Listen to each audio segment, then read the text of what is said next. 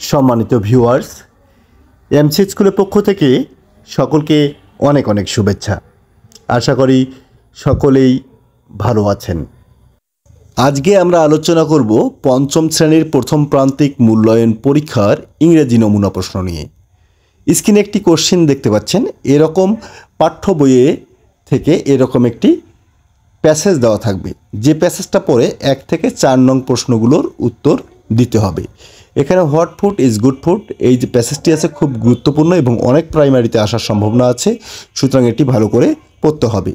এখানে 1 নম্বর দেখো, এরকম প্রতিটি প্রশ্নে 4টা করে অপশন দেওয়া থাকবে, যেটি সঠিক উত্তর সেই উত্তরটি খাতায় লিখতে হবে। উত্তর লেখার কৌশল আমি পরবর্তীতে দিয়ে দেব, ক্লাস শেষে দিয়ে দেব। এরপর 2 নম্বর ট্রু অর ফলস, এটা থাকবে 5 মার্কের জন্য। এবং 3 নম্বর ফলোয়িং কোশ্চেন অ্যান্সার। দেখো এখানে যে প্রশ্নগুলো দেওয়া থাকবে প্রতিটি প্রশ্নের জন্য 2 মার্ক থাকবে এবং প্রশ্নগুলোর উত্তর অবশ্যই আমরা প্যাসেজ থেকে দিতে পারবো। 4 নম্বর একটি শর্ট কম্পোজিশন থাকবে, তবে এটি যে প্যাসেজ থেকে আসবে, যে প্যাসেজ দেওয়া থাকবে সেই প্যাসেজের উপর নির্ভর করবে। এরপর 5 নম্বর 2টি কলাম দেওয়া থাকবে, এখানে এ কলাম এবং বি কলাম। এই কলাম দুটির অর্থের সঙ্গে মিল রেখে কলামগুলো কিন্তু মিল করতে হবে। আর 6 নম্বরে আরেকটি কলাম দেওয়া থাকবে, এই কলামটি কিন্তু ইনফরমেশন আমাদের যেগুলো আছে, এই সীমা দেখো বাম দিকে আছে সীমা সম্পর্কে, এই সীমার যে ইনফরমেশনগুলো আছে ইনফরমেশনের সাথে মিল করতে হবে। 7 নম্বর হচ্ছে রিয়ারেঞ্জ বাক্যগুলো এলোমেলোভাবে দেওয়া থাকবে, এই বাক্যগুলোকে আমাদের সাজিয়ে লিখতে হবে। 8 নম্বর হচ্ছে WS কোশ্চেন, এখানে যে আন্ডারলাইন আছে এই আন্ডারলাইনের উপর ভিত্তি করে WS কোশ্চেন করতে হবে। 9 নম্বর হচ্ছে রিরাইটিং, অর্থাৎ পাংচুয়েশন মার্কগুলো বসাতে হবে। এবং 10 নম্বর রাইট ফর্ম অফ ভার্ব, এটা কিন্তু খুব গুরুত্বপূর্ণ। এখানে ব্র্যাকেটে যে বাক্যগুলো দেওয়া থাকবে সেই বাক্যগুলো আমাদের কিন্তু এই ভার্বের সঠিক রূপটা করে আমাদের লিখতে হবে। হ্যাঁ, আর 11 নম্বর থাকবে হচ্ছে এরকম একটা টাইম দিয়ে একটি গ্যাপ থাকবে, যেটা টাইম দিয়ে পূরণ করতে হবে। 12 নম্বর একটি লেটার দেওয়া থাকবে, সেই লেটারটি আমাদের লিখতে হবে।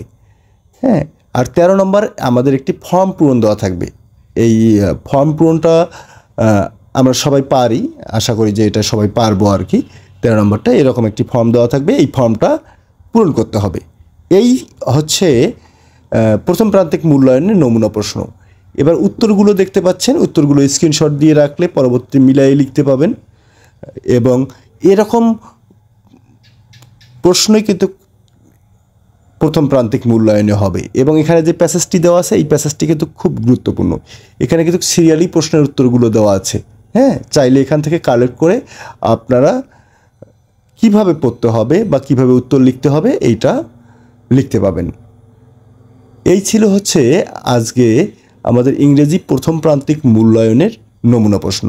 তবে আমি সাজেস্ট করব, এখানে আমরা এই যে হোয়াট ফুড গুড ফুড এই প্যাসেজটা অবশ্যই পড়বো, এটাকে বাদ দেব না। তারপর হচ্ছে সৈকত ইসলাম লিভস, এই প্যাসেজটি অবশ্যই পড়বো, অর্থাৎ লেসন 1-এর যে প্যাসেজটি আছে এই প্যাসেজটি অবশ্যই পড়বো। এখানে আরেকটি আমি নমুনা প্রশ্ন শেয়ার করলাম। হ্যাঁ, আমি এই যে 3টি নমুনা প্রশ্ন এখানে শেয়ার করতেছি, আশা করি যে এখানে 3টি নমুনা প্রশ্ন পড়লেই এখান থেকে কমন পেয়ে যাব আমরা প্রথম প্রান্তিক মূল্যায়নের জন্য।